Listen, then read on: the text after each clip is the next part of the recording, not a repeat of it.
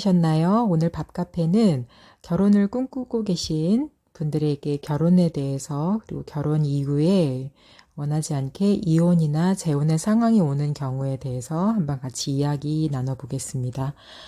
우선 결혼을 꿈꾸면 우선 가장 먼저 사람을 만나야겠죠. 그래서 제가 만남의 축복의 영상에도 말씀을 드렸지만 항상 내가 거하는 곳 이상의 것을 벗어나거나 회사에서 때론 누군가의 소개로 이렇게 사람을 만나는 것부터 시작이 됩니다. 그래서 내가 어떠한 새로운 사람을 만나서 관심이 생기고 또 그 관심이 어떤 사람에 대한 희생을 베풀 수 있는 사랑까지 가기까지의 시간이 소요되는 경우도 있고 정말 처음 만났을 때부터 정말 내 영혼의 단짝인 것처럼 한눈에 반해서 또 결혼에 꼴이 나는 경우들도 더러 있습니다.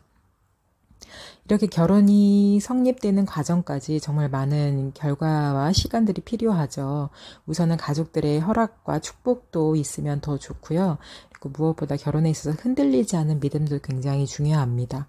그래서 가정을 꾸려서 어떻게 보면 혼자 살았던 삶에서 이젠 둘이 하나가 되는 삶으로 가다 보니까 아무래도 둘이 묶여 있는 것처럼 같이 움직여야 하는 것들이 익숙하지 않은 분들에게는 굉장히 불편함을 느낄 수 있습니다.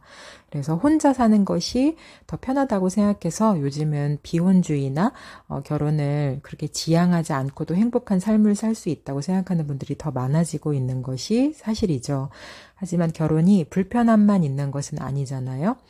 물론 혼자 외로움을 극복하지 못할 때 결혼을 하게 되면 오히려 둘이 됐을 때 더 고독함이 세지는 경우도 있습니다. 그래서 결혼은 굉장히 성숙하게 결정을 해야 되는 인생의 가장 중요한 결정이기도 합니다. 그래서 우리가 어떤 사람을 결정할 때 사실 내가 가진 장점을 모든 사람들이 좋아해 줄 수 있죠. 그래서 어떻게 보면 내가 가진 단점을 커버해 줄 수 있는 사람이 더 안전한 사랑, 안전한 헌신된 가정을 꾸리기에 조금 더 나을 수도 있다는 결과가 있습니다. 그래서 내가 좋아하는 부분, 내가 가진 내 장점들을 사랑해 주는 사람보다는 그것을 빛나게 할 수는 없어도 내가 가진 외로움, 내가 가진 아픔을 이해해 주고 공감해 줄 수 있는 사람과 함께 할 때 사람은 훨씬 더 그 만족감과 편안함을 느낄 수 있습니다. 그래서 내 자신의 있는 모습 그대로를 드러내도 전혀 거기에 대해서 불편하지 않은 사람과 함께 할 때 오히려 불타는 사랑보다는 편안하고 신뢰되고 평범한 그리고 지속적인 사랑을 할 수 있습니다. 그래서 이렇게 결혼이 성립된 이후에 우리가 결혼 이후에도 우리가 결혼식을 위해서 사는 것이 아니듯이 결혼 이후의 삶이 더 현실적으로 힘든 문제들이 많이 있을 수 있습니다. 맞춰가는 시간도 필요하고요. 또 가족과의 문화에 적응하는 부분도 필요하고요. 내가 원하지 않건 원하건 또 내가 선택한 사람들에 대해서 책임져야 하는 희생과 헌신이 따를 수 있습니다. 그래서 이것들을 대부분 어려워하시는 분들은 결혼 초기에 굉장히 많은 어려움을 낳지만 그럼에도 불구하고 잘 이겨내면 완성된 가정의 모습으로 점점 좋아지는 상황을 맞이하기도 합니다. 근데 이 과정을 제대로 이겨내지 못하면 굉장히 많은 커플들이 요즘에 3명 중에 거의 한두 명꼴로 이혼을 하고 있는 상황까지 왔는데요.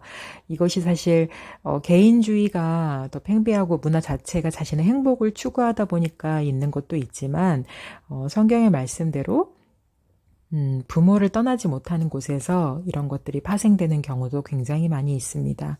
예를 들어서 부모를 떠나지 못했다는 뜻은 여러 가지 의미로 볼 수 있는데요. 자신이 받아야 되는 애정에 대한 그런 모든 욕구들과 그런 모든 스킵하지 말아야 하는 각 성장기마다 주어지는 그런 부분들이 부족한 경우에는 배우자를 통해서 그 사랑과 결핍을 채우려다가 너무 많은 기대심과 너무 많은 투정을 또 때로는 너무 많은 기대에 대한 그런 불만족이 생기기 때문에 관계에 있어서 굉장히 금이 갈 수 있는 상황이 발생할 수 있습니다.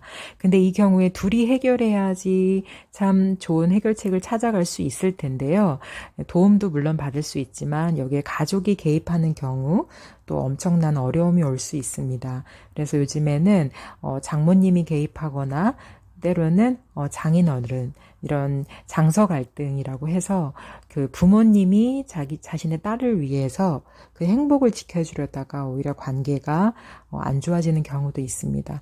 이 부분에서 보면 우리는 되게 많은 부분에서 부모님이 자기 자녀에 대해서 떠나보내지 못하고 그 새로운 가족에 참여할 때 가정이 분리되거나 가정이 와해되거나 가정이 파괴되는 모델들을 최근에 많이 보게 됩니다.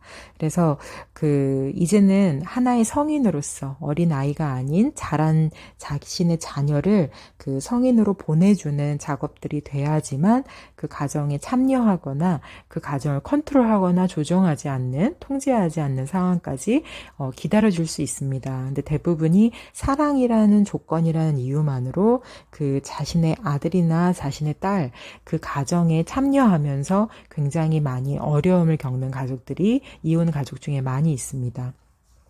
성경 말씀에도 나와 있는데요. 오늘 그 마가복음 10장 이후에 여러 가지 정의와 진리에 대해서 나눠주고 있습니다.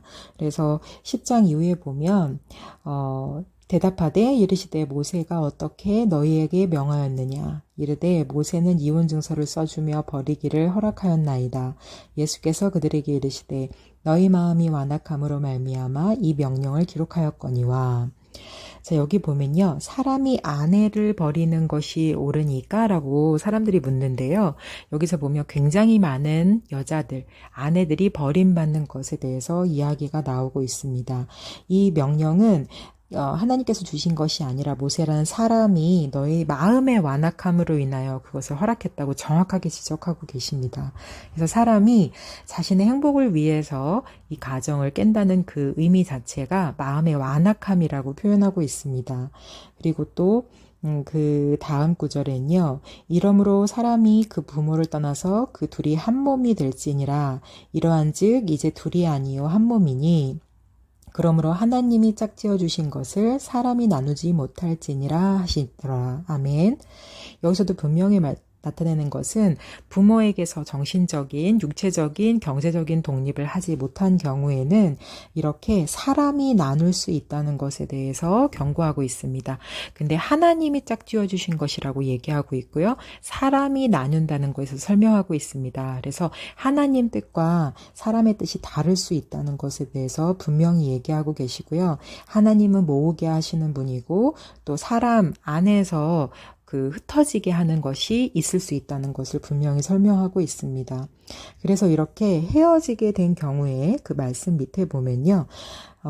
누구든지 그 아내를 버리고 다른 데에 장가드는 자는 본체에게 간음을 행함이요. 또 아내가 남편을 버리고 다른 데로 시집가면 간음을 행함이니라. 아멘.